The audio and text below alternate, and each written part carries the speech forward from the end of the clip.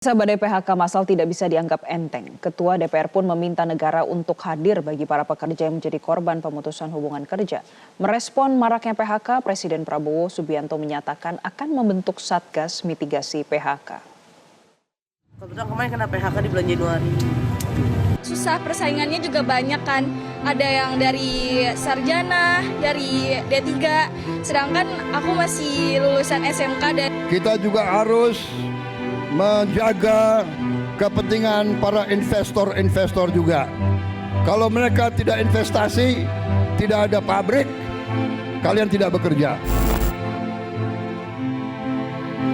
Jangan biarkan pekerja yang di PHK berjuang sendirian. Itulah pesan dari Ketua DPR RI Puan Maharani yang menyatakan negara harus hadir mendampingi proses transisi tenaga kerja dengan pendekatan yang nyata dan terukur. Pemerintah memastikan negara hadir memberikan kepastian bagi pekerja. Pada rapat di DPR Senin 5 Mei 2025, Menteri Ketenagakerjaan mengungkap dalam 4 bulan pertama tahun ini ada lebih dari 24.000 pekerja menjadi korban pemutusan hubungan kerja atau PHK. Jumlah ini sudah mencapai sepertiga dari total PHK sepanjang 2024 yakni 77.000 orang. Menaker juga menyampaikan alasan Presiden ingin sistem outsourcing atau alih daya dihapuskan. Dan kalau kita lihat kan memang praktek outsourcing kan memang banyak masalah ya, banyak masalah. Jadi ada orang yang kemudian udah usianya 40 tahun, 50 tahun masih aja di outsource gitu ya, tanpa ada karir dengan gajinya tetap UMP, bahkan kontrak UMP tapi ternyata realitasnya dibayarnya seperti apa. Jadi ini banyak ya, jadi banyak kasus. Dan Pak Presiden kan minta kalau kita cermati dihapuskan, tapi juga realistis dan kemudian meminta Dewan Kesejahteraan Buruh untuk mengkaji itu. Pada peringatan Hari Buruh 1 Mei lalu, Presiden Prabowo menyatakan akan membentuk Satgas Mitigasi PHK dan berjanji akan menghapus sistem outsourcing.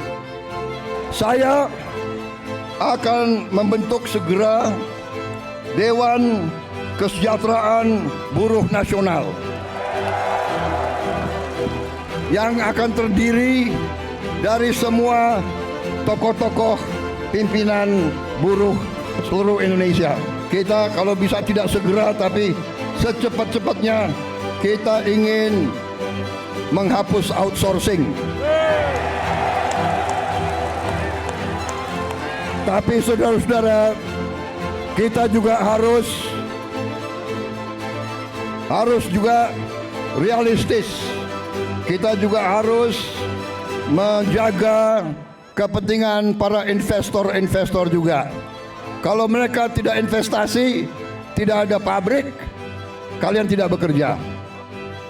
Dampak dari badai PHK belakangan para pencari kerja berbondong-bondong mendatangi bursa-bursa kerja. Mereka adalah para korban PHK ataupun lulusan baru. susah, persaingannya juga banyak kan.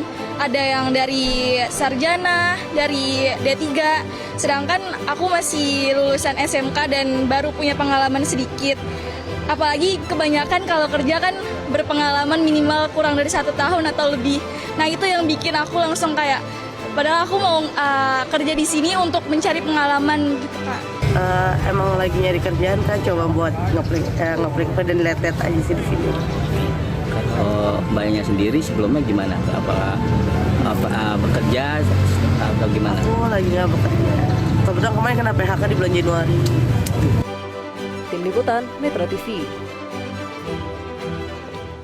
Jelajahi cara baru mendapatkan informasi. Download Metro TV Extend sekarang.